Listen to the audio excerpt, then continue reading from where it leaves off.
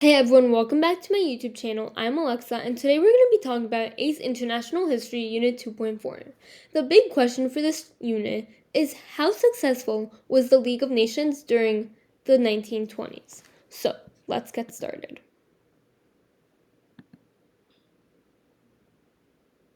So, we're going to be talking about the goals of the League, the structure of the League, the weaknesses of the League, and the roles and impacts of agencies in the League. First up, we have goals of the League. So, the three main goals of the League was to prevent future wars, administer the post-war peace settlements, and promote international cooperation. Then, they had certain steps to achieve these goals. For example, to prevent future wars, the League would start by promoting disarmament and then abolish secret diplomacy. Then, they would settle disputes between two parties by an impartial third party. Lastly, they developed a collective security. As for administration of the post-war peace settlements, they used two main ways to make sure that the peace settlements were completed, including arranging plebiscites and organizing mandates. As for promoting international corporations, when the League of Nations tried improving relations between states, members, and citizens, they would improve working conditions and wage levels through international labor organizations, sending back prisoners from war and settling refugees, provided loans to new countries, and so much more that we'll get into later in the video. Now, as for the structure of the League had many different aspects. The first aspect was the General Assembly. This General Assembly met once a year in Switzerland and was made up of 3 representatives from each member state. The role of the General Assembly was to decide general policy, and any decision had to be unanimous. As for the Council had 4 meetings a year named ordinary sessions, but held extra emergency meetings called extraordinary sessions. The Council consisted of permanent members, which were originally Britain, Italy, France, and Japan, and 4 non-permanent members that was elected every 3 years by the General Assembly. By the way, the USA was also offered a spot in the permanent members for the Council. However, they denied it as they were practicing US isolationism.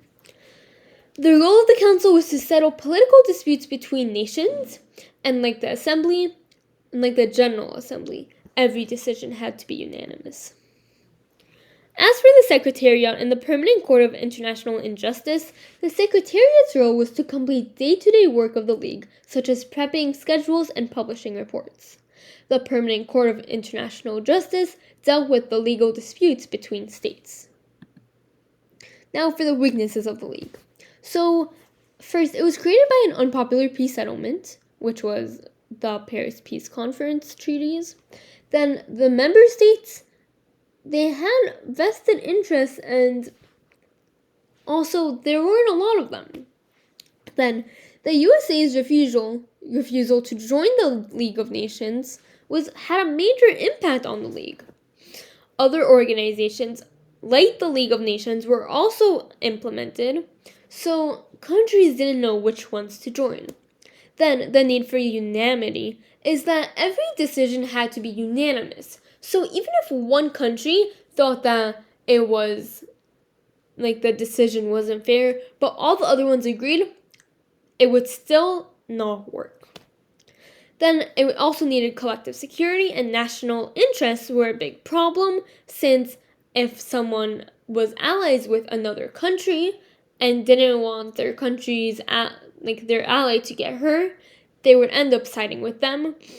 And this goes in hand with the need for unanimity, because if one country is an ally of the other and decides to be supportive of their ally, then the law wouldn't pass. However, despite League of Nations' successes in resolving international disputes, their power and authority was limited when settling issues because of these reasons. Now, they had many roles and impacts of the agencies in the League. So, First up, it's the ILO, the International Labour Organization. The International Labour Organization was created by the League of Nations to improve the working conditions around the world, and also persuaded governments to fit as many working hours to establish minimum wage levels, provide sickness and unemployment benefits, and introduce old age pensions. As for the International Commission of Refugees, this helped resettle over 500,000 former prisoners of war that had been stranded in Russia at the end of World War I. Their goal in 1922 was to introduce the Nansen Passport. The first commission found homes, food, and jobs for 1.5 million refugees. Also, they allied with other groups to prevent the spread of diseases. They were then awarded a Nobel Peace Prize for this. As for the Health Organization, this is exactly what it sounds. They battled against current outbreaks and would help different countries during certain epidemics. As for the Mandates Commission, they supervised land which was taken away from the Central Powers due to the Paris Peace settlements.